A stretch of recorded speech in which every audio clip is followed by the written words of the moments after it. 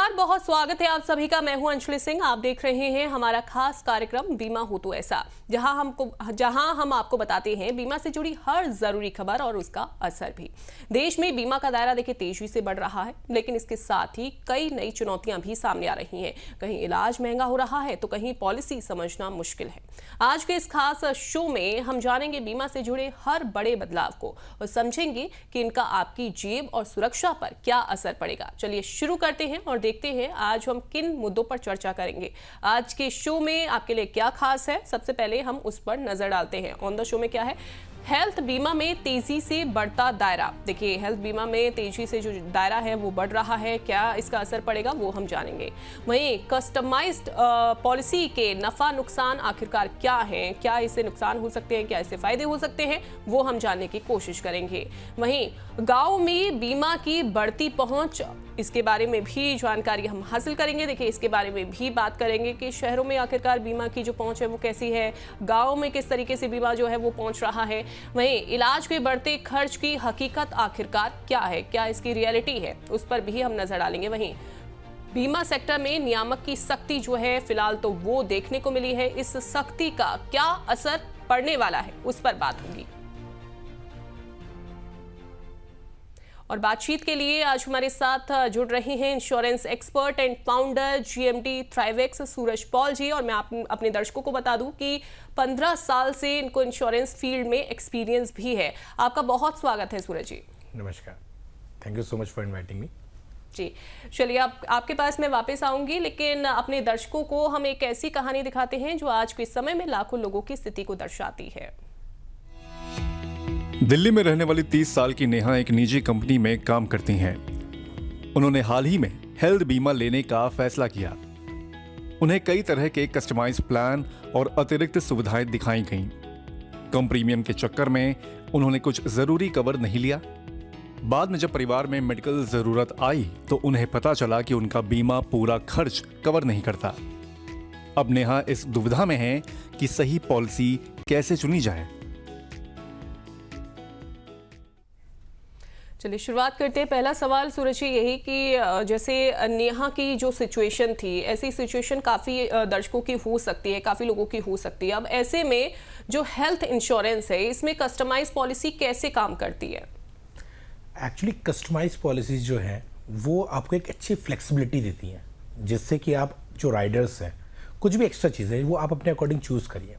लेकिन इन चीज़ों में इंसान जो सबसे ज़्यादा फोकस करता है, बहुत सारे पैरामीटर्स होते हैं इंश्योरेंस चूज़ करने के लिए, लेकिन आज की डेट में अगर हम देखें मैक्सिमम लोग उनका फोकस जो होता है वो होता है प्रीमियम पे, कि प्रीमियम रिड्यूस करना उनका मेन ऑब्जेक्टिव होता है, जिसके कारण वो बहुत इंपॉर्टेंट राइडर्स, जैसे नेहा की मैं बात करूँ, उन्हें कंज्यूमर वाला राइडर जो है इग्नोर कर दिया होगा।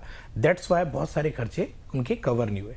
तो आपको राइडर्स एक एक्सपर्ट एडवाइस के बेसिस पे, सेकेंड थिंग, जिन जिन चीज़ों की आपकी नीड है आपको वही राइडर्स लेने हैं, ज़्यादा नहीं लेने, लेकिन इस चक्कर में अपना इंश्योरेंस कवर कम नहीं करना है। तो कस्टमाइज प्लान को प्रॉपर्ली डिस्कस करके एक्सपर्ट ओपिनियन के साथ, समझ के, अंडरस्टैंडिंग के साथ आपको ऐड करने हैं, ऐसे ही नहीं कि किसने बता दिया और हमने ले लिए। बिल्कुल। अक्सर कस्टमाइज पॉलिसी लेते समय लोग कई बड़ी गलतियां जो हैं वो कर देते हैं। कौन कौन सी ऐसी गलतियां हैं जो अक्सर लोग करते हैं? कस्टमाइज जब भी पॉलिसी हम बनाना चाह रहे हैं तो उसमें सबसे बड़ी गलती जो इंसान करता है, जो भी कोई व्यक्ति ले जाता है, जो मैंने बताया, एक तो प्रीमियम पर फोकस करता है और अपना प्रपोजल फॉर्म भरते हुए नहीं देखते हैं। ये सबसे बड़ी गलती जो आज के डेट में सबसे ज़्यादा जो क्लेम के टाइम पे प्रॉब्लम्स आती हैं, कि उन्होंने क्लेम फॉर्म के टाइम पे, यानी क्लेम के टाइम पे वो चीज़ें बता देती होती हैं जो at the time of proposal form उन्होंने मेंशन नहीं करी थी। ये प्रॉब्लम होती है। और जब भी आप कुछ भी राइडर्स ऐड ऑन करा रहे हैं तो आप देखिए उनकी आपको कितनी ज़रूरत है। अगर उन फीचर्स की आपको नीड नहीं है तो आपको लेने की कोई नीड नहीं है। जैसे अगर मैं ग्लोबल कवरेज ऐड करना चाहूँ, अगर मुझे उसकी नीड नहीं है, मुझे नहीं जाना है आउट ऑफ इंडिया, तो मैं क्यों ऐड कर रहा हूँ? लेकिन अगर आपको लग रहा है प्रीमियम ज़्यादा है तो you can switch to a single private room. उससे क्या होगा, आपका प्रीमियम भी कम हो जाएगा और कोई फीचर्स भी कम नहीं होंगे। तो आपको बहुत सोच समझ के डिस्कस करना ज़रूरी है। बिल्कुल। तो प्रपोजल फॉर्म जो है जब आप वो भरें तो उसको ध्यान से आप पढ़ें भी, और साथ ही कोई भी कोशिश ही करें कोई भी ज़रूरी इन्फॉर्मेशन आपसे मिस ना हो। सर, ये कैसे डिसाइड करें कि कौन सा कवर उनके लिए ज़रूरी है और कौन सा नहीं है? देखिए, इसमें बड़ा एक सिंपल है। एक तो आपको सबसे पहले ये देखना है कि आपकी फैमिली में कोई डिजीज़ तो नहीं है। देन उसके बाद आपको ये देखना है कि अभी आपका जो आप किस लोकेलिटी में रह रहे हैं। अगर आप टियर 1 2 में हैं तो आपको हायर सम एश्योर्ड की नीड है, और अगर टियर 2 3 4 में है तो थोड़ा सा आपको कम सम एश्योर्ड में भी चलेगा। कंज्यूमर का राइडर 100% एरो लेना चाहिए, लेकिन आज की डेट में जो पुरानी पॉलिसीज़ हैं वो थोड़ा कस्टमाइज का ऑप्शन दे रहे हैं। जो कुछ नए प्रोडक्ट आ रहे हैं, अगर मैं कंपनीज़ की बात करूँ तो उनका जो कॉम्प्रिहेंसिव प्लान है उसमें ऑलरेडी वो कस्टमाइज्ड ही हैं, सारे फीचर्स एड ऑन हैं। अगर उसमें से कुछ आपको चीज़ें रिमूव करनी है तो आप डिस्कस करिए और उसको फिर रिमूव करिए। बाकी यंगस्टर को फोकस करना चाहिए थोड़ा सम एश्योर्ड जिसमें एक्यूमुलेट ज़्यादा हो, और कोई सीनियर सिटीज़न है उनके पास रिस्टोरेशन होना बहुत ज़रूरी है। कोई मैरिड कपल है उनको प्रेगनेंसी चाहिए तो उनको उस चीज़ में फोकस करना चाहिए। अपनी अपनी नीड के हिसाब से आपको प्लान और फीचर्स चूज़ करने चाहिए। बिल्कुल। अच्छा, हम देखते हैं कि कई बार लोग प्रीमियम के चक्कर में, कम प्रीमियम के चक्कर में जोखिम भी ले लेते हैं। ऐसे कौन कौन से जोखिम हैं जो उनको झेलने पड़ते हैं, क्या क्या प्रॉब्लम्स उनको आ जाती हैं कम प्रीमियम, और क्या ये हम चूज़ कर सकते हैं कि नहीं हमारे लिए कम प्रीमियम ही ठीक रहेगा? ये बहुत ही अच्छा क्वेश्चन आपने पूछा है, और मैं ऐसे बहुत सारे केसेस देखता हूँ जब क्लाइंट क्लेम लेने जाता है तब उसे पता चलता है कि उसने बहुत सारी चीज़ों को इग्नोर कर दिया है। प्रीमियम के चक्कर में प्लान को, पॉलिसीज़ को कॉम्प्रोमाइज़ करना it's not a wise decision. ये बहुत ही गलत डिसीजन है। आपको हमेशा, अगर प्रीमियम आपको लगता है आपके आउट ऑफ बजट जा रहा है, तो आपको फोकस करना चाहिए कि कौन कौन से ऐसे राइडर्स हैं जिसको मैं हटा के, जैसे एयर एम्बुलेंस है उसको रिमूव कर दीजिए अगर आपको लगता है कि प्रीमियम ज़्यादा जा रहा है, क्योंकि उसकी इतनी ज़्यादा नीड नहीं पड़ती, बहुत रेयर टू रेयर सिचुएशन। आप सिंगल प्राइवेट रूम में आ जाइए। एक और राइडर होता है जिसके कारण प्रीमियम बढ़ सकता है, या उसको लगा कि आप प्रीमियम घटा सकते हैं, प्रेफर्ड नेटवर्क वाला, कि आप सिलेक्टेड प्रेफर्ड नेटवर्क हॉस्पिटल्स में जाएंगे तो ही आपको पूरा क्लेम मिलेगा, अदरवाइज 10-20% का कोपेमेंट होता है अगर प्रीमियम आपके आउट ऑफ बजट जा रहा है तो। अदरवाइज अच्छी कंपनीज जो हैं उनमें ये चीज़ें ऑलरेडी, एनी रूम, सारी चीज़ें होती हैं।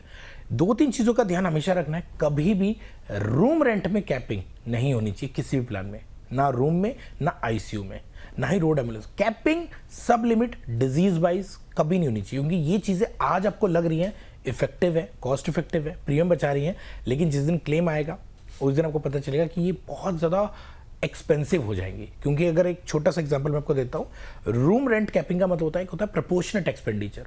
इसका एग्जांपल ये है, लेट सपोज आपकी पॉलिसी में 1% की रूम रेंट कैपिंग है, आपने 10 लाख का प्लान ले लिया, तो एक 10,000 रुपीज़ का आपको रूम अलाउड होगा और 20,000 का 2% का आईसीयू। चलो 10,000 में आप कोई ना कोई रूम एडजस्ट कर सकते हैं, मैनेज कर लेंगे, बट 20,000 में आईसीयू मैनेज करना it's a very difficult task. और अगर आपने सिर्फ 20,000 आपकी लिमिट है, एक चीज़ और बताना चाहूँगा यहाँ पे, अगर आपका पर डे का क्लेम 1 लाख आ रहा है तो ऐसा नहीं आपको 20,000 मिल जाएगा, आपको 1/5 मिलेगा पूरे क्लेम का। तो इसका मतलब क्या है, टोटल एक्सपेंडिचर में वो प्रोपोर्शनल एक्सपेंडिचर रूल अप्लाई करता है। तो बहुत लोग हैं जिनको आउट ऑफ पॉकेट बहुत पैसा देना पड़ता है, तो कोई भी लिमिट नहीं होनी चाहिए पॉलिसी में कभी भी। बिल्कुल। और अगर आपको लगता है कि आउट ऑफ पॉकेट आपका खर्च हो रहा है तो कोशिश करिए कि जब भी आप पॉलिसी लें उसमें एड-ऑन्स आप जो करवा रहे हैं उनमें से जो बहुत ज़्यादा ज़रूरी है आप उनको ऐड कर सकते हैं, और जो आपको लगता है कि नहीं अब इनकी ज़रूरत नहीं है हमें, तो आप उनको हटा भी सकते हैं। चलिए दर्शकों के लिए अब हम कुछ खबरें लेकर आए हैं, बहुत ही इंपॉर्टेंट आपके लिए खबर। देखिए, देश में नॉन लाइफ इंश्योरेंस सेक्टर में फाइनेंशियल ईयर 26 के दौरान स्ट्रॉन्ग ग्रोथ देखने को मिली है। इस ग्रोथ की सबसे बड़ी वजह हेल्थ इंश्योरेंस सेगमेंट रहा है। हेल्थ बीमा में करीब 15% की सालाना बढ़ोतरी के साथ प्रीमियम 1.37 लाख करोड़ तक पहुंच गया। वहीं ओवरऑल इंडस्ट्री ग्रोथ लगभग 9% रही। मोटर इंश्योरेंस ने भी 1 लाख करोड़ का आंकड़ा पार किया है। सर, हेल्थ बीमा में तेज ग्रोथ के आने वाले टाइम में इसकी डिमांड को और ज्यादा बढ़ाने का जो संकेत है वो दे रहे हैं? डेफिनेटली, एक्चुअली अब बहुत ज़्यादा जो पब्लिक है वो अवेयर हो रही है ड्यू टू सोशल मीडिया, बाकी चीज़ें। अब इस अवेयरनेस के कारण लोगों को पता चल रहा है कि हेल्थ इंश्योरेंस एक रिस्क मैनेजमेंट टूल है जो बहुत इंपॉर्टेंट है। आपकी फाइनेंशियल जर्नी में सबसे पहला काम है अच्छा हेल्थ इंश्योरेंस लेना, तो इसीलिए अवेयरनेस के कारण लोग बढ़ रहे हैं। सेकेंड, गवर्नमेंट ने भी एक बहुत अच्छा गिफ्ट दिया है जीएसटी रिमूव करके, उससे प्रीमियम का भी बहुत अच्छा इम्पैक्ट पड़ा है। और अब रूरल एरियाज़ में भी अगर आप देखेंगे तो लोगों को हेल्थ इंश्योरेंस एक नीड फील हो रही है, वो उसे एक एक्सपेंस ट्रीट नहीं कर रहे, एक इन्वेस्टमेंट ट्रीट कर रहे हैं। तो इसीलिए लोगों में जब फीलिंग आ रही है तो दे आर बाइंग, और अभी और भी ग्रोथ होने की संभावना है। बिल्कुल, और भी ग्रोथ होने की संभावना है। लेकिन नॉन लाइफ सेक्टर में 9% की ग्रोथ जो है उसे आप किस तरीके से देख रहे हैं?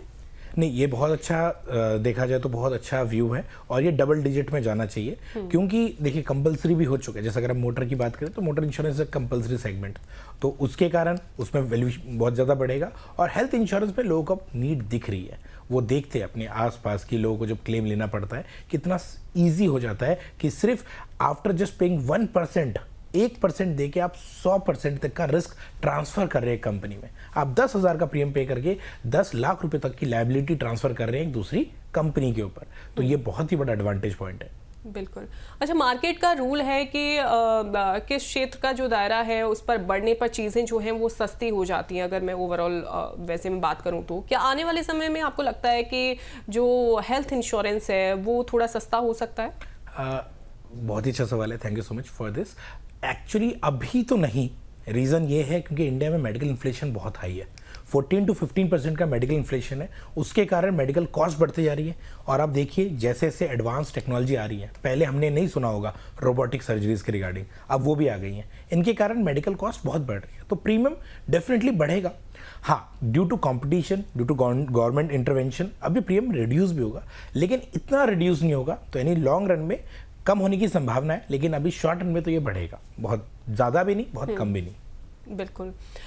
चलिए अब आगे बढ़ते हैं। देखिए अगली खबर बहुत ही इंपॉर्टेंट, आगे हम बढ़ेंगे हेल्थ इंश्योरेंस सेक्टर में। अब राइडर्स और एड ऑन्स का जो ट्रेंड है वो तेजी से बढ़ रहा है। लोग अपनी ज़रूरत, बजट और लाइफस्टाइल के हिसाब से पॉलिसी डिज़ाइन कर रहे हैं।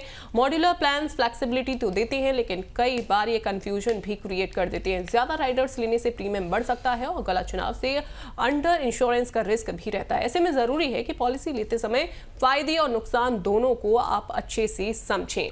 हेल्थ इंश्योरेंस में सर कई तरह के राइडर्स हैं, अब कौन सा राइडर किसके लिए सही है ये हमें कैसे डिसाइड करना है?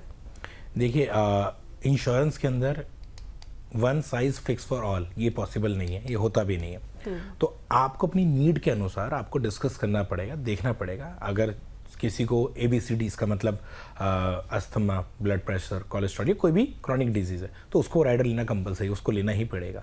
जिसको नहीं है वो नहीं लेगा, ऑब्वियस सी बात है। लेकिन हाँ, अब रूम रेंट है, जो मैंने अभी ऑलरेडी बताया कि आपको एनी रूम वाला ही कोशिश करना लेने के लिए, या मिनिमम सिंगल प्राइवेट रूम, उसके नीचे नहीं जाना है। देन इसके बाद अगर देखा जाए कोई भी सब लिमिट नहीं होनी चाहिए, ये बेसिक चीज़ है। लेकिन कुछ कुछ नए प्लान्स आए हैं जिसमें आपको कोई राइडर चूज़ करने की नीड ही नहीं है, वो कॉम्प्रिहेंसिव प्लान है, आप उसे चूज़ करिए। उसमें सब कुछ अप टू सम एश्योर्ड है, कोई लिमिट नहीं है, कोई दिक्कत नहीं है, अप टू रीस्टोरेशन भी उसमें अप टू सम एश्योर्ड है। ऐसे बहुत सारे प्लान मार्केट में आ चुके हैं ड्यू टू कॉम्पिटिशन। आप मतलब मेरी आपसे ये रिक्वेस्ट है कि प्रीमियम वाइज किसी सब मतलब लोअर पॉलिसीज़ की तरफ ना जाके अच्छे प्लान लीजिए। क्योंकि एक छोटा सा पॉइंट मैं बताना चाहूँगा, ये जो प्रिविलेज होता है कि फ्यूचर में जाके इंश्योरेंस बढ़ा लेने का, बाकी से ये हर किसी के लिए अवेलेबल नहीं है। एक बार आपको कोई बीमारी होती है जो थोड़ा सा क्रिटिकल हो, क्रॉनिक, सीरियस वाइज हो, तो उसके बाद कंपनी, गवर्नमेंट कभी भी आपको ये अधिकार नहीं देगी कि आप अपना सम एश्योर्ड बढ़ाओ या प्लान स्विच करो या पोर्ट करो, माइग्रेट करो, नथिंग। तो आपको जीवन भर उस पर ही स्टिक रहना पड़ेगा। बिल्कुल। अच्छा, अंडर इंश्योरेंस का जो खतरा है वो मॉड्यूलर प्लान्स हैं उनमें क्यों बढ़ जाता है? इसके पीछे का क्या रीज़न है? इसके पीछे रीज़न बड़ा सिंपल है। एक तो मेडिकल इन्फ्लेशन। आज हम जैसे आज से 10 साल पहले, 15 साल पहले लोग 3 लाख 5 लाख का इंश्योरेंस लेते थे एंड दे वर मतलब थिंकिंग कि सफिशिएंट है। लेकिन फिर किसी दिन उनको कोई बीमारी हो जाती थी, तब तो क्लेम मिल गया। लेकिन अब प्रॉब्लम यह है कि जीवन भर आपको उसी समय शॉर्ट में सेटिस्फाई रहना पड़ेगा। मैं एक छोटा सा एग्जाम्पल दूंगा। मेरे क्लाइंट है, 15 लाख का इंश्योरेंस उन्होंने ले रखा था और पहले ही साल उनको क्लेम आ गया, थोड़ा कुछ क्रिटिकल क्लेम आया। अब प्रॉब्लम कुछ नहीं है, क्लेम सारा मिल गया, सब सेटल है। लेकिन अभी उनकी उम्र जो है 37 ईयर्स है। अब जीवन भर उनको उन 15 लाख में एडजस्ट करना पड़ेगा और आने वाले समय में 15 लाख कुछ भी नहीं होगा। 15% का अगर आप इन्फ्लेशन देख रहे हैं मेडिकल में, तो 20 साल बाद इस 15 लाख की वैल्यू 3 लाख भी नहीं बचेगी। बिल्कुल बिल्कुल। अगर हम बात करते, क्योंकि अभी हम बात कर रहे थे कस्टमाइज्ड प्लान की और हमने अपने दर्शकों को एक स्टोरी भी दिखाई थी। अब वैसे में कोई, मान लीजिए कोई ग्राहक है, जो कोई कस्टमर है जो चाहता है कि मुझे सिंपल प्लान लेना है, तो क्या उसके लिए सिंपल प्लान ही बेटर है या फिर वो कस्टमाइज्ड प्लान जो है वो ले सकता है अपनी नीड्स के अकॉर्डिंग? नहीं, टू बी वेरी फ्रैंक, बिल्कुल। अभी कुछ कंपनियों ने स्पेशली यंगस्टर के लिए सिंपल प्लान निकाले हैं, उनमें सब कुछ कवर्ड है और प्रीमियम भी कम है। तो अगर आप उस प्रीमियम को अफोर्ड कर पा रहे हैं तो please go with the simple plan, मतलब कॉम्प्रिहेंसिव, जिसमें सारी चीज़ें इंक्लूसिव है।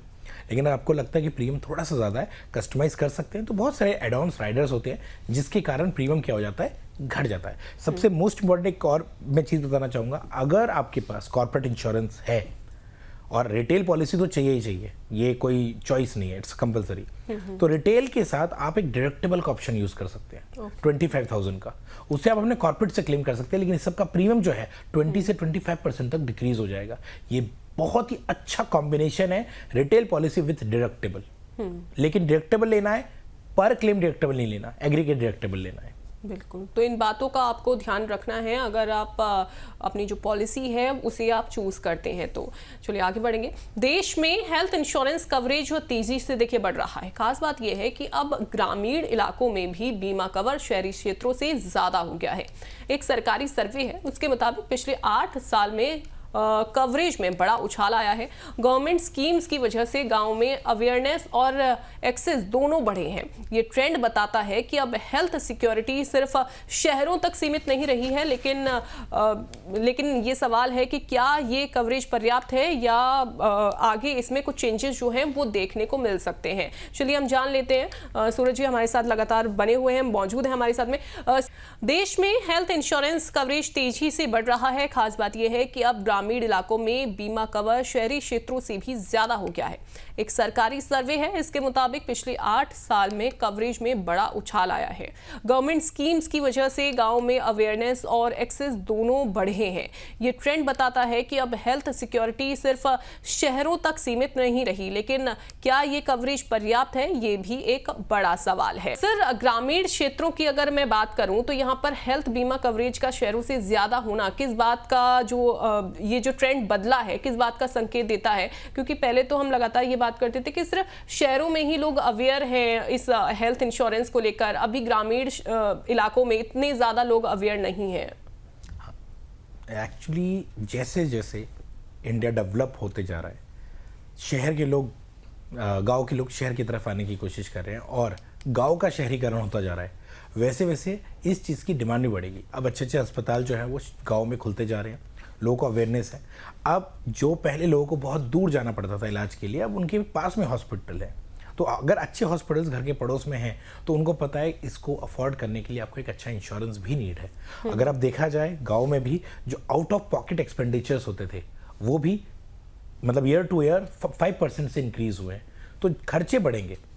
अब बीमारियां बढ़ रही हैं, इन्फ्लेशन बढ़ रहा है, तो इस दौरान बचाने के लिए, खुद को सिक्योर करने के लिए आपको एक अच्छा हेल्थ इंश्योरेंस लेना कंपलसरी है, क्योंकि ये आपको उन मुसीबतों से बचाता है जब आपको इसकी एक्चुअली नीड पड़ती है।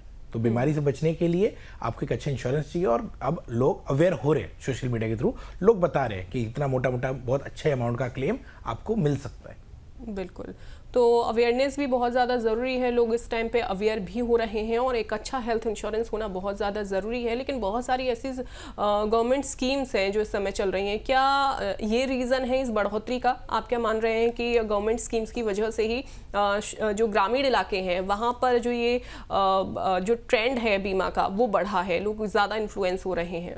बिल्कुल, इसमें जब से आप देखेंगे प्रधानमंत्री ने जो आपका आयुष्मान योजना लॉन्च करी है 2018 में लॉन्च करी थी, उसके बाद 5 लाख का उसमें इंश्योरेंस कवर बिल्कुल फ्री दिया जा रहा है और सीनियर सिटीजन के लिए और भी प्लान्स आए हैं जिसमें बिल्कुल आपको सारा इलाज फ्री मिलेगा। तो जब ये चीज़ें आई हैं इससे लोगों के अंदर और उत्साह बढ़ा है। अब वो खुद हॉस्पिटल जा रहे हैं। पहले वो अगर इस इंश्योरेंस नहीं होता था तो वो कोशिश करते थे कि इलाज ना ही ले, लेकिन जैसे जैसे इंश्योरेंस बढ़ता जा रहा है उनको अवेयरनेस हो रही है तो वो इलाज भी करा रहे हैं और जब वो इलाज कराने जा रहे हैं तो इसका इम्पैक्ट वहाँ की इकोनॉमी में भी पड़ रहा है। इसके कारण और गवर्नमेंट का इसमें पूरा का पूरा रोल है अवेयरनेस के चक्कर में भी, और मिल रहा है लोगों को इलाज। बिल्कुल, तो गवर्नमेंट स्कीम्स भी कहीं ना कहीं इस ग्रोथ की बड़ी वजह जो है वो मानी जा रही है। कवरेज बढ़ने के बावजूद क्या क्वालिटी हेल्थ केयर तक पहुँच भी उतनी ही बेहतर हुई है? कवरेज बढ़ने के बावजूद जो कवरेज इस टाइम पर जो बढ़ा है, क्या क्वालिटी हेल्थ केयर की जो क्वालिटी है उसकी जो पहुंच है क्या वो भी उतनी ही ज़्यादा बेहतर हुई है? देखिए बिल्कुल, अगर देखा जाए हेल्थ केयर बहुत एडवांस हो रहा है। पहले लोगों को एक एक इलाज के लिए बहुत लंबा समय व्यतीत करना पड़ता था और बहुत चीज़ों का इलाज भी नहीं था। मॉडर्न साइंस बहुत अच्छे से डेवलप कर रहा है। इंडिया बाहर से टेक्नोलॉजीज लेके आ रहा है। अब रोबोटिक सर्जरीज में अगर आप देखेंगे तो इतनी बड़ी बड़ी मशीनें आ रही हैं जो आपका इलाज और अच्छे से कर सकती हैं। तो एलोपैथी में और अगर देखा जाए हॉस्पिटल में बहुत अच्छे से इन लोगों ने एडवांस कर रहे हैं और बहुत अच्छे से करेंगे भी अभी। बिल्कुल। अगर मैं बात करूँ इसका शहरी इलाकों की, तो वहाँ पर तो हमने, और अभी मैंने कहा था कि शहरी इलाकों में तो लोग बहुत ज़्यादा इन्फ्लुएंस हैं ही, वो चाहते हैं कि नहीं हमारा हेल्थ इंश्योरेंस जो होना चाहिए। लेकिन अब रूरल एरियाज़ में भी हम देखते हैं कि भले ही सरकारी स्कीम्स हो गए या कुछ भी, वो भी बहुत ज़्यादा जो ट्रेंड है हेल्थ इंश्योरेंस का वो भी लगातार बढ़ रहा है। और ये आप स्क्रीन पर ग्राफिक्स भी देख सकते हैं जिसमें एक डेटा है जो साफ बता रहा है कि ग्रामीण इलाकों से शहरी इलाकों की अगर मैं बात करूं तो देखिए कितना जो बदलाव है फिलहाल वो इसमें देखने को मिला है। 2017 से लेकर 2025 तक का ये जो डेटा है वो हम देख रहे हैं, जिसमें 33% का जो बदलाव है ग्रामीण में वो देखने को मिला है। शहरी इलाकों की अगर मैं बात करूं तो देखिए 2017 से 2018 में 19.1% का जो उछाल वो यहाँ पर देखने को मिला, और उसके बाद 25 में वो बढ़ गया। लेकिन वहीं ग्रामीण इलाकों में ये जो बदलाव है वो और ज्यादा जो है वो देखने को मिला है। सूरज जी, क्या आने वाले समय में रूरल इंश्योरेंस मार्केट सबसे बड़ा ग्रोथ जो ड्राइवर है वो बन सकता है? बिल्कुल। एक्चुअली क्या है, इसमें एक बहुत बड़ा रीज़न ये भी है कि आज शहर में मतलब गाँव में जितने लोग हैं उनका कोई ना कोई बहुत ही जानने वाला पहचानने वाला, उनके बच्चे जो शहर में आ चुके हैं, उन्हें इसकी ज़्यादा वैल्यू पता है कि हमारे पास एक अच्छा हेल्थ इंश्योरेंस क्यों होना चाहिए। तो आज ज़्यादा जो गांव के लोगों के लिए अगर इंश्योरेंस जो लिया जा रहा है देखा जाए तो प्रेफर्ड किया जाता है जो उनके बच्चे हैं, उनके रिलेटिव्स हैं, वो अपने पेरेंट्स के लिए, सीनियर सिटीजन्स के लिए या दूसरे लोगों के लिए इंश्योरेंस ले रहे हैं। ऐसे बहुत लोग मेरे पास आते हैं जिन्हें रियलाइज़ हो चुका है कि गाँव में रहते हुए भी आज स्वास्थ्य का बिल्कुल ठीक रहना कंपल्सरी नहीं है। तो इसीलिए आज गांव जो लोग शहर में शिफ्ट हो चुके हैं वो लोग अपने गांव में अपने फैमिलीज के लिए एक अच्छा इंश्योरेंस लेते हैं।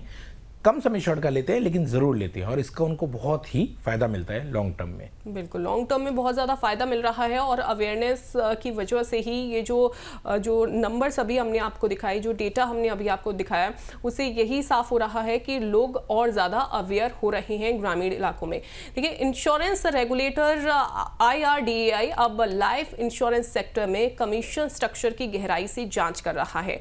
जो अगली खबर हम आपके लिए लेकर आए हैं वो बहुत ही इंपॉर्टेंट है, जिसमें रेगुलेटर ने कंपनियों से डिस्ट्रीब्यूटर कमीशन का जो डिटेल है वो डिटेल डेटा मांगा है। इसमें एजेंसी हो गई, इसके अलावा बैंक अश्योरेंस हो गया, ब्रोकर्स और डायरेक्ट चैनल सभी इसमें शामिल हैं।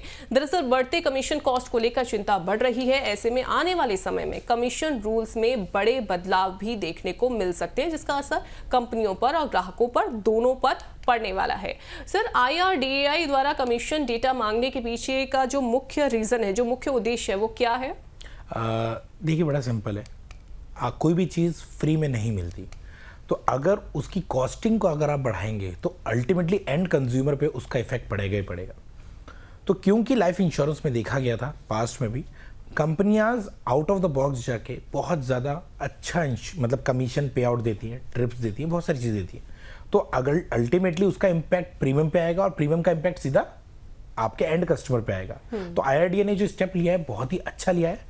मैं दिल से बहुत रिस्पेक्ट कर रहा हूँ इस वाले स्टेप्स की, कि इसके कारण अब प्रीमियम में कहीं ना कहीं कटौती आएगी। इससे लोगों का जो दायरा है वो और बढ़ेगा, लोग ले पाएंगे, अफोर्ड कर पाएंगे। आज भी लोग जो ऐसे हैं जो नहीं अफोर्ड कर पाते ड्यू टू हाई प्रीमियम। और प्रीमियम ज़्यादा क्यों है? क्योंकि उसमें जो कमीशन वाला पार्ट है, पे आउट वाला पार्ट है, वो बहुत ह्यूज है। देखिए, पे आउट तो देना पड़ेगा आपको अल्टीमेटली, अगर कोई जॉब कर रहा है, बिजनेस कर रहा है, बैंक इंश्योरेंस वाले भी कर रहे हैं। अभी अगर आप देखेंगे गवर्नमेंट ने भी अनाउंस करा है कि बैंकों को इंश्योरेंस सेक्टर से थोड़ा सा दूर रहना चाहिए। उनका काम बैंकिंग है, ना कि इंश्योरेंस सेल करना। आप बहुत न्यूज़ देखते हैं, मतलब हर जगह ये आ रहा है कि मॉर्निंग जो हर्डल होती है उनमें टारगेट पे बात की जाती है, कंपल्सरी सेल्स पे। तो बैंकों को स्पेशली इसका इंस्ट्रक्शन दिया गया कि आप इंश्योरेंस जिनकी नीड है उनको दीजिए, जबरदस्ती सेल मत करिए। बिल्कुल। और ये जो नए रूल आएंगे इस पर एजेंट्स और जो डिस्ट्रीब्यूटर्स हैं उन पर किस तरीके का असर पड़ेगा? टू बी वेरी फ्रैंक, कोई नेगेटिव नहीं पड़ेगा, ये अच्छा ही होगा। मैं अगर बात करूं, मैं 2000 में भी मेरे 2-4 जो फ्रेंड्स हैं जो तब ये बिजनेस करते थे, तब कमीशन इससे ज़्यादा होता था, चाहे म्यूचुअल फंड इंडस्ट्री हो चाहे इंश्योरेंस हो, इससे ज़्यादा कमीशन हुआ करते थे। लेकिन उनकी अर्निंग आज के मुकाबले आज ज़्यादा है उसके मुकाबले। वाई? बिकॉज इंडिया अभी बहुत बड़ा मार्केट है। इंडिया के अगर आप पॉपुलेशन देखेंगे, पेनिट्रेशन देखेंगे, बहुत ज़्यादा है। लोग अभी भी उतने मतलब अवेयर होने के बाद भी इतना ज़्यादा मतलब अभी बहुत एरिया बचा हुआ है कवर करने के लिए। तो जितनी ज़्यादा ये चीज़ बढ़ती रहेगी तो क्वांटिटी के कारण लोग ज़्यादा ही कमाएंगे। भले ही कमीशन पे आउट घट जाए, रूल्स आ जाए, लिमिटेशंस आ जाए, फिर भी जो डिस्ट्रीब्यूटर हैं, एजेंट हैं, वो ज़्यादा ही कमाएंगे, क्योंकि लोगों को अवेयरनेस के साथ साथ उनकी नीड है। एक एक्सपर्ट की नीड हमेशा पड़ती है। बिल्कुल बिल्कुल सही कहा आपने। एक एक्सपर्ट की नीड बहुत ज़्यादा पड़ती है और हमेशा पड़ती है। मिस सेलिंग की अगर मैं बात करूँ, देखिए मिस सेलिंग की जो समस्या, अक्सर लोग इससे परेशान रहते हैं। जो कस्टमर्स हैं वो बोलते हैं कि हमारे साथ मिस सेलिंग हुई है। अब क्या इसके आने से मिस सेलिंग जैसी समस्याओं पर भी रोक लग सकती है? अगर यूनिफॉर्मिटी आ गई तो डेफिनेटली मिस सेलिंग में भी रोक आएगी, क्योंकि आज की डेट में मिस सेलिंग का जो मेन कॉज है वो क्या है? क्योंकि कोई ना कोई जो एजेंट है, डिस्ट्रीब्यूटर है, उनको एक हायर पे आउट मिलता है किसी कंपनी में जो दे रहे हैं। और हायर पे आउट कौन देगा? वही देगा जिसकी स्केबिलिटी नहीं है, जो अच्छे से सेल नहीं कर पा रहा, लोग उसकी तरफ अटैच नहीं है। तो जो उस कंपनी की पॉलिसीज नहीं लेना चाह रहा और लोगों को बेचने के लिए अच्छा इंसेंटिव मिल रहा है, तो वो सेल करेंगे। मिस सेलिंग यहीं से चालू होता है। तो अगर पे आउट और उस स्ट्रक्चर में बिल्कुल मतलब इन्फॉर्मिटी आ गई कि अब इससे ज़्यादा पे आउट नहीं दे सकते, तो लोग फिर अच्छी कंपनी की तरफ प्रस्थान करेंगे। अगर एडवाइजर, एजेंट, डिस्ट्रीब्यूटर वो अच्छी कंपनी की तरफ जाएंगे तो लोगों को अच्छी चीज़ें ही मिलेंगी, वो अच्छी तरीके से गाइड करेंगे और लोगों को सही सॉल्यूशन मिलेगा। बिल्कुल। तो उम्मीद है कि आने वाले समय में मिस सेलिंग में कहीं ना कहीं मिस सेलिंग की जो समस्याएं हैं उससे निजात जो है वो मिल सकती है। उसे जो ये लोग अक्सर शिकायत करते हैं कि हमारे साथ मिस सेलिंग हुई है या गलत तरीके से हमको पॉलिसी दे दी गई है, हो सकता है कि वो शिकायतें भी कम हो जाए।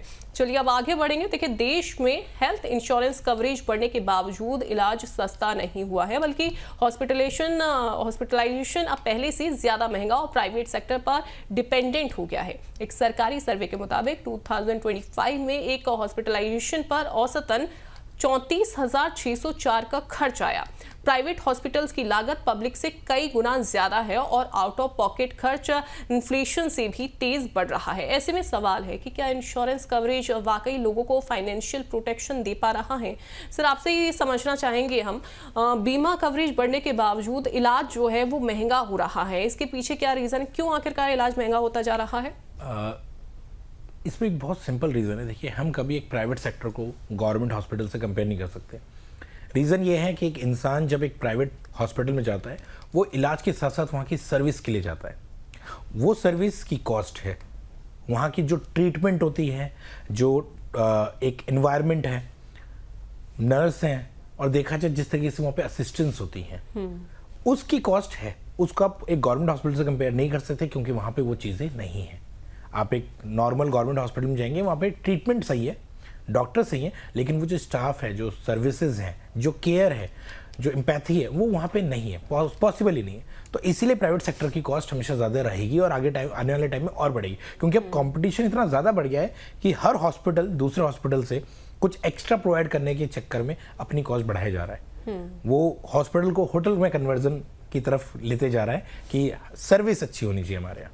बिल्कुल, और शायद यही वजह है कि लोग चाहते हैं कि नहीं, हम प्राइवेट हॉस्पिटल ही चले जाएं। बेटर है कि हम सरकारी हॉस्पिटल्स में अगर हम जाते हैं तो वहाँ पर 2-2 घंटे तक लाइन में खड़ा रहना पड़ता है। प्राइवेट हॉस्पिटल में टाइम भी जो है वो सेव होता है। आउट ऑफ पॉकेट खर्च का इतना तेज़ी से बढ़ना क्या पॉलिसी फेलियर भी दिखाता है क्या सर? नहीं, देखिए, एक्चुअली आउट ऑफ जो पॉकेट एक्सपेंसेस होते हैं वो दो तरीके के होते हैं। एक तो जो नॉर्मल ओपीडीज होती हैं, ठीक है, वो नॉर्मली किसी भी पॉलिसी में कवर नहीं होती।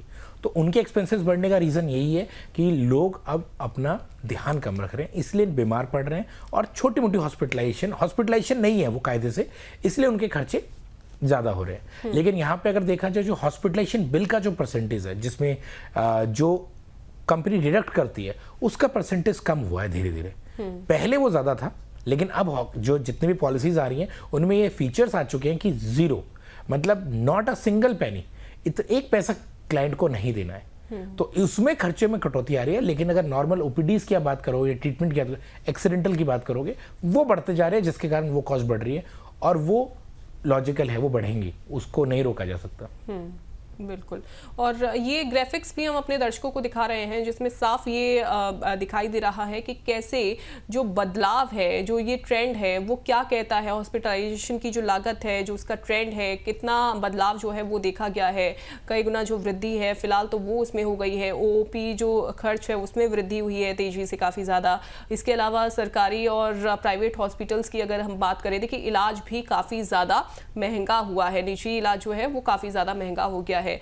सूरज जी, क्या सरकार को पब्लिक हेल्थ केयर सिस्टम को और मजबूत करना चाहिए? क्या इस पर भी ध्यान देना चाहिए गवर्नमेंट को?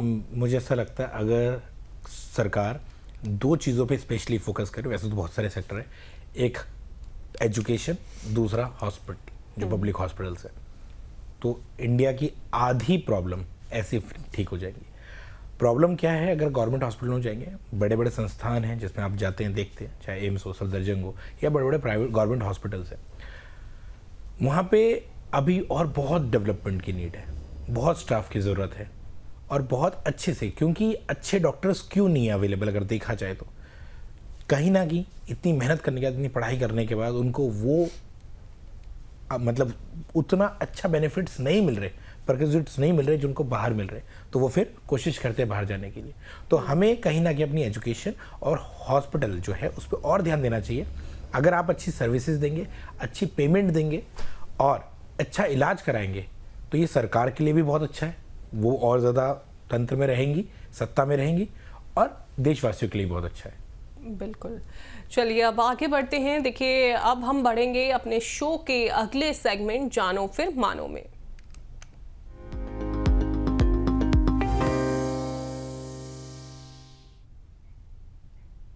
देखिए इस सेगमेंट में आज हम HDFC अर्गो की optima secure plus health insurance policy का 360 डिग्री रिव्यू करेंगे और जानेंगे कि ये पॉलिसी किन ग्राहकों के लिए सही है।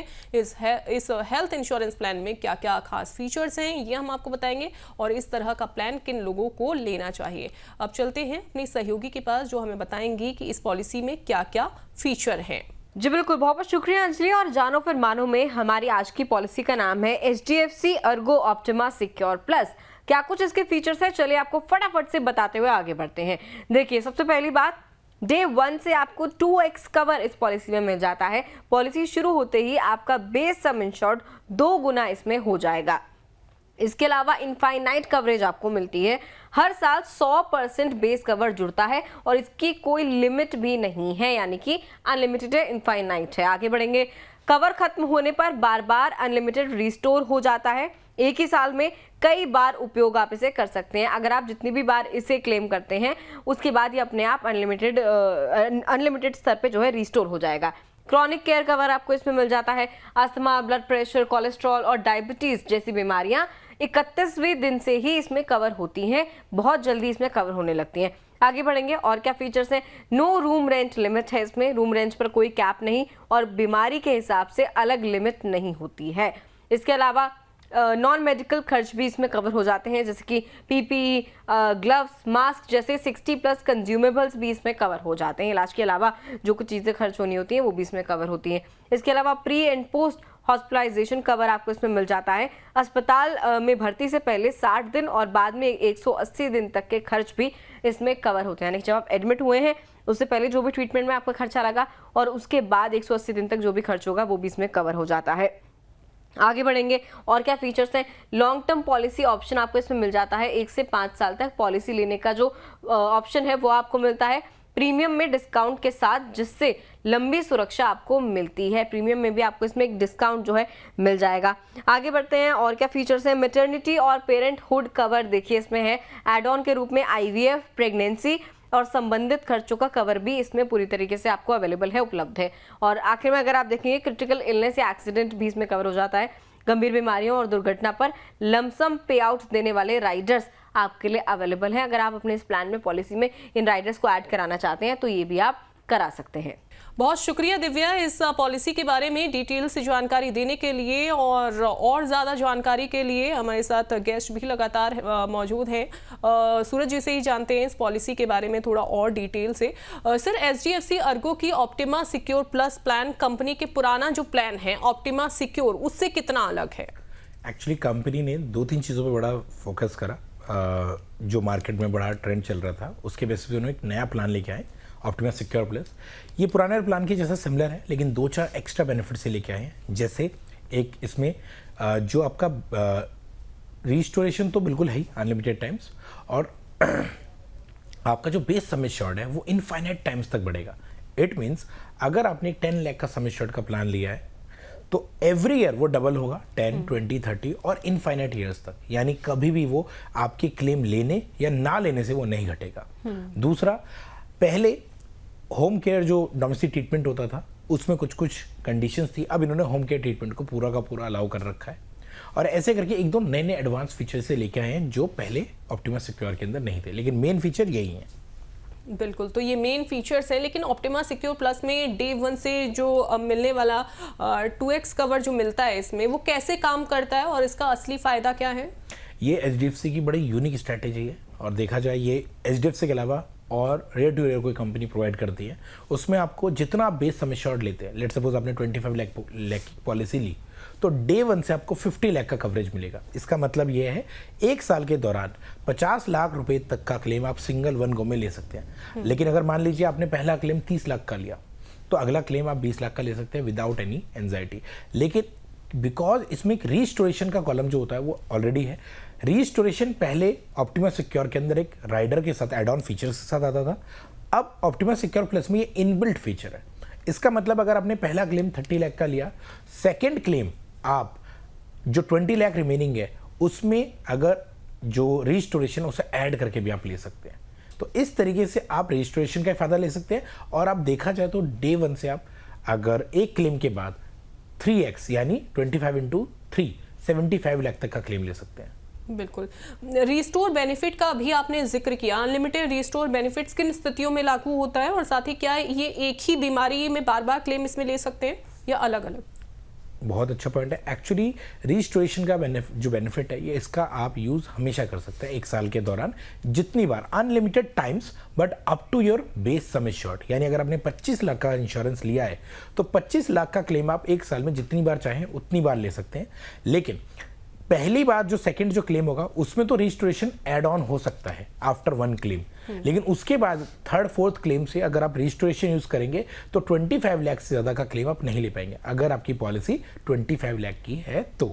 अब जो आपने बताया सेम पर्सन सेम इलनेस, हाँ पहले बहुत सारी companies same person same illness cover नहीं करती थी और रजिस्ट्रेशन में वेटिंग पीरियड भी लगाती थी 45 डेज का। यानी अगर आपने अपना जो बेस सम एश्योर्ड है वो एग्जॉस्ट कर दिया तो रिस्टोरेशन के लिए आपको 45 डेज का वेट करना पड़ता था।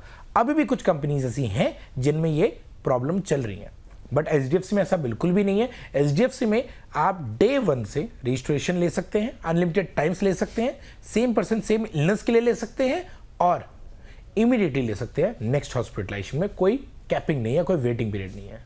तो ये बेनिफिट है इस पॉलिसी में। एक आखिरी सवाल कि ये जो पॉलिसी है वो फैमिली, सीनियर सिटीजन या जो युवा निवेशक हैं किसके लिए सबसे ज़्यादा ज़रूरी है और कैसे? नहीं, ये कंपनी ने प्लान जो बनाया ये स्पेशली इस तरीके से बनाया है कि ये सबके लिए बहुत बेनिफिशियल है। इसमें सबसे बड़ा एक एडवांटेज अगर आप देखेंगे, अगर आप युवा हैं 35 साल से कम है तो आपको 5% का डिस्काउंट लाइफ लॉन्ग मिलेगा। यानी क्योंकि आपने HDFC सिक्योर प्लस लिया, ऑप्टिमा सिक्योर प्लस लिया और आपकी एज अगर 35 से कम है तो आपको 5% का डिस्काउंट लाइफ लॉन्ग मिलता रहेगा। सेकंड, अगर आपने आज फ्रेश पॉलिसी इनकी खरीदी, पोर्टेबिलिटी तो अलाउड भी नहीं अभी इसमें, तो आपको 21% का डिस्काउंट फर्स्ट ईयर के लिए मिलेगा, सेकेंड ईयर में 18%, थर्ड ईयर में 10% का डिस्काउंट मिलेगा। और जब जब आप क्लेम नहीं लेंगे, जिस साल में अगर आपने क्लेम नहीं लिया तो 10% का डिस्काउंट आपके रिन्यूअल में और एड ऑन होके आएगा। जिस साल अगर आपने क्लेम ले लिया उस साल आपको ये डिस्काउंट नहीं देंगे, लेकिन अगर फिर आपने क्लेम नहीं लिया तो अगेन आपका डिस्काउंट चलता रहेगा। तो यंग के लिए तो बहुत ही बेस्ट प्लान है। इवन अगर आप सीनियर सिटीजन हैं तो भी ये प्लान आप ले सकते हैं, क्योंकि इसमें जो बेनिफिट है इनफाइनाइट वाला, ये बहुत ही अच्छा बेनिफिट है। क्योंकि इन्फ्लेशन बहुत ज़्यादा है, कुछ भी आप कितना भी समय शॉर्ट ले लिए 5, 10, 20 लाख रुपए, एक अच्छे समय अंतराल के बाद 10-20 सालों के बाद आपका समय शॉर्ट आपको कम लगेगा ही लगेगा। और सबसे इंपॉर्टेंट चीज, 20 साल के बाद आपका रिस्टोरेशन जो है, रिस्टोरेशन हमेशा सेम बेस सम एश्योर्ड पे होता है। यानी अगर आपने 10 लाख की पॉलिसी ली तो रिस्टोरेशन 10 लाख पे ही होगा। अब आज जो 10 लाख है, 20 साल बाद उस 10 लाख की वैल्यू आज के लाख रुपए के बराबर भी नहीं रहेगी। 2 लाख के बराबर भी नहीं रहेगी, बहुत कम हो जाएगी। तो अब रिस्टोरेशन से ज़्यादा इंपॉर्टेंट है आपका बेस सम एश्योर्ड ज़्यादा होना।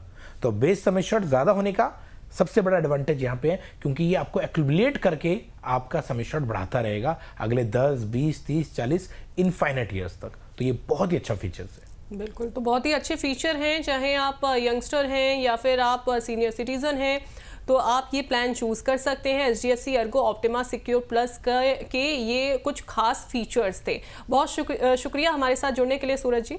Thank you so much for inviting me. तो ये थी बीमा क्षेत्र से जुड़ी इस हफ्ते की बड़ी खबरें। साफ है कि बीमा अब सिर्फ एक विकल्प नहीं बल्कि जरूरत बन चुका है, लेकिन सही पॉलिसी चुनना और उसकी शर्तों को समझना भी बहुत ज्यादा जरूरी है। जागरूक रहें, सही जानकारी लें और सोच समझकर ही फैसला करें। इसी के साथ अगले हफ्ते फिर मुलाकात होगी आपसे कुछ और नई खबरों के साथ।